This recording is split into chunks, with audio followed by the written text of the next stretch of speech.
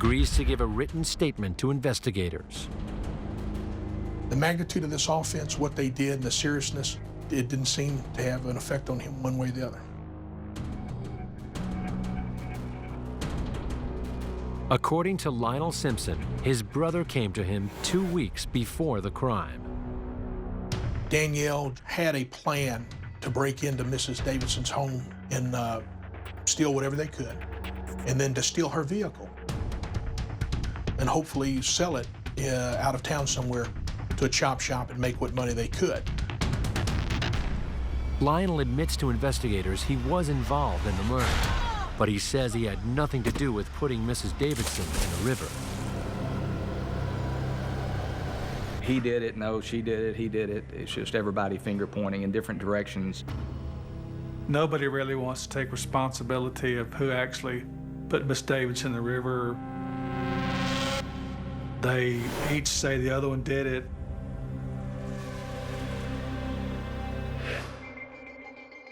Investigators can prove the Simpson brothers were the only two opening the trunk, as they left incriminating fingerprints.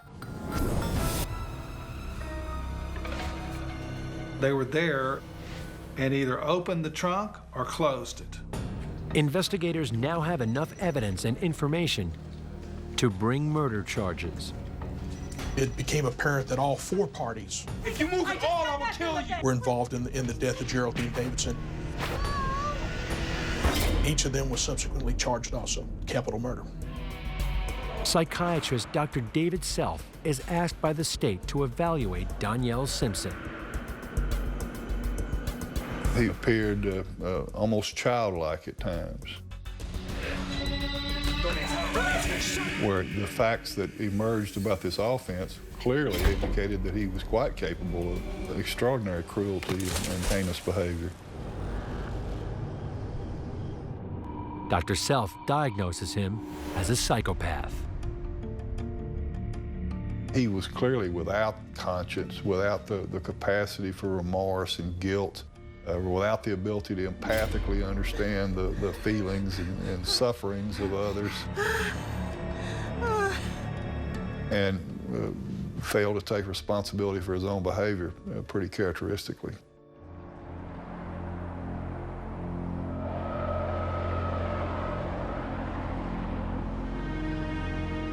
The following month, an Anderson County grand jury indicts Danielle, Lionel, and Jennifer Simpson, along with a 13-year-old boy, for capital murder.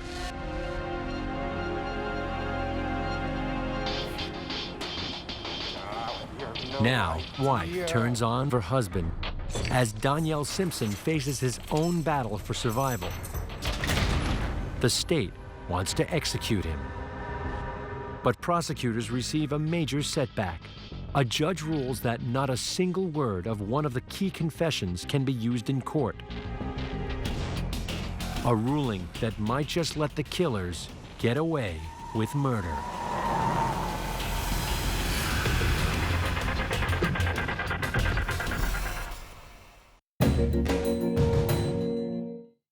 There are stories that stay with each of us, stories that you think could never happen. But I listen to every detail. Only one sneaker leaves that kind of impression. And ask tough questions. If you didn't put that shell casing in the trash, who did?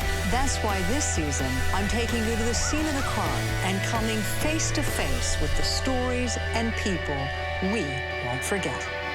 On the Case with Paula Zahn, Thursday on Investigation Discovery.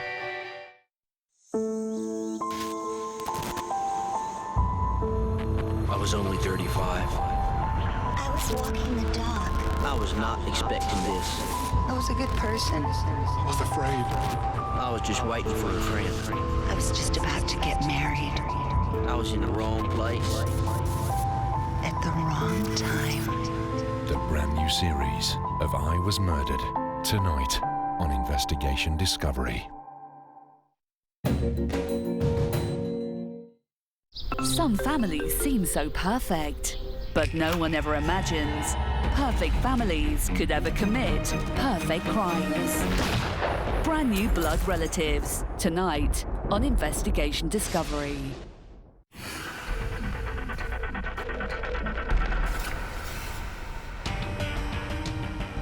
In Texas, the city of Palestine's most shocking and disturbing trials are about to begin.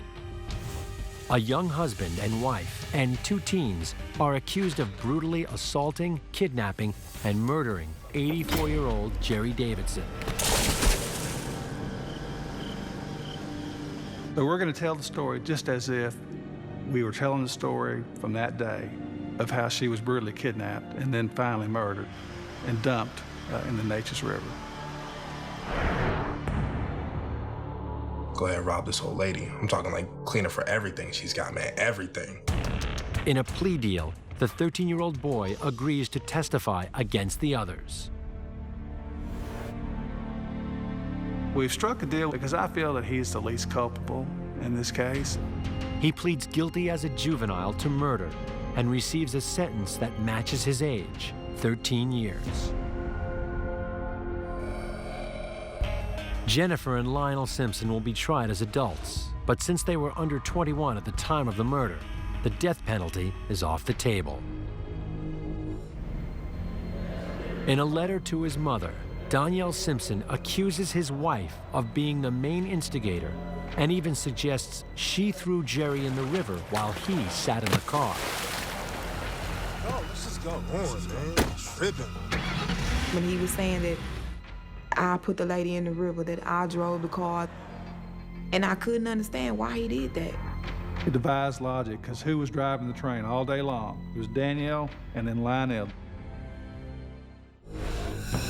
The whole community is angry and distressed by the murder, and so the court hearings are moved to neighboring counties. Just as Jennifer Simpson's trial is ending, she accepts a deal: life with the possibility of parole after 30 years. As long as she testifies against her husband and his brother. In our exclusive interview, she claims her conscience is bothering her. Because I always think, what would have happened if I did speak up? If I wouldn't have been so weak-minded, could I have saved her? Or could I have prevented it from happening? At the start of Lionel Simpson's trial, prosecutors receive a blow. They can't use his statement against him because of a major error which the defense seized on. The law is pretty clear. It says you got to contact his parents. Well, we didn't do that. In the end, the case is still strong enough, and he too is convicted, getting life with the possibility of parole after 40 years.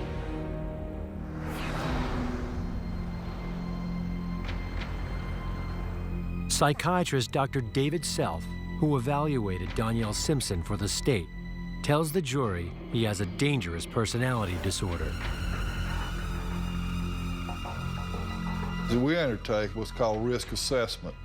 I assessed Danielle at that time as being in a high-risk group. I think that the events of driving her around and tormenting and torturing and mistreating her were amongst the crueler things I'd ever heard of in my whole life. After a 5-day trial, Donyell Simpson learns he must die for what he did. 11 months after the commission of this offense, Donyell Simpson is found guilty of capital murder and sentenced to die by lethal injection. It's mind-boggling to think that people could act that way toward another human being and could allow another human being to be treated in such a way.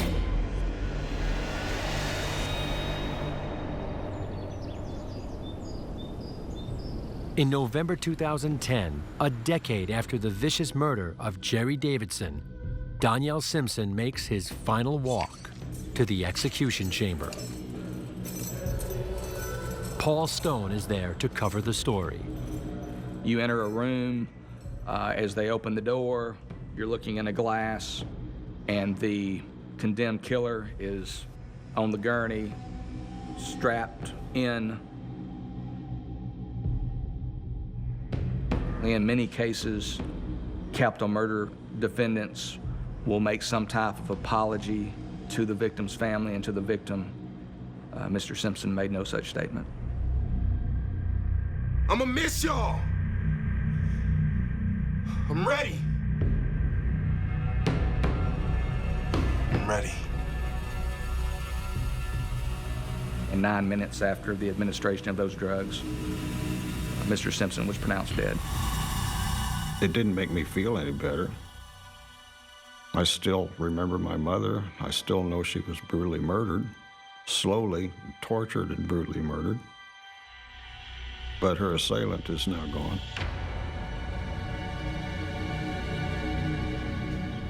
Jerry Davidson's family still finds it hard to believe that no one who saw her in the trunk that day raised the alarm. People watched this and did nothing. And they're as guilty as any of those others that actually went to jail and the death penalty for it. Somebody could have and should have stopped that while it was going on.